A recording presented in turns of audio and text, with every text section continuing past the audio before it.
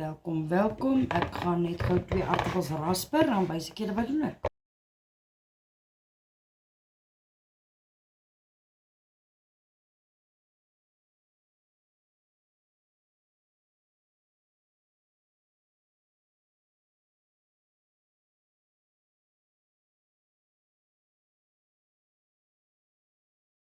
Twee aardappels, 2 eiers, sonder die dop. Maak gou die 2 blikkies tuna oop.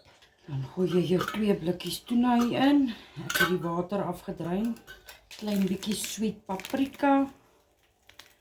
Klein bietjie mixed herb.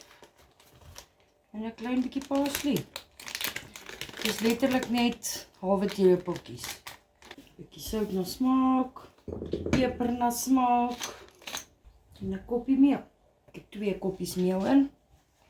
2 aardappels, 2 eiers, 2 blikkies tuna. Spice na smaak, dit wat jy in jou huis het, dit gooi jy in. Net enige spice wat jy het. En dan gaan ons dit bak in vlak olie. Kom ek wys julle. Ek het net lepels vol. Sit dit in die olie en druk dit net plat. Jy kan 'n ei insit as jy wil. Ek het nou nie. En sodra ek dit klaar gebak het, dan wys ek julle hoe lyk dit. Tuna viskoekies. I don't know. Ek het hierdie resep so pas uit my kop uitgedink. Ek het net dink gegooi wat ek dink is reg. So, kom ons kyk hoe kom hy uit. I'll be right back. Okay, laaste 4 is besig om te bak. En al hierdie is klaar gaar.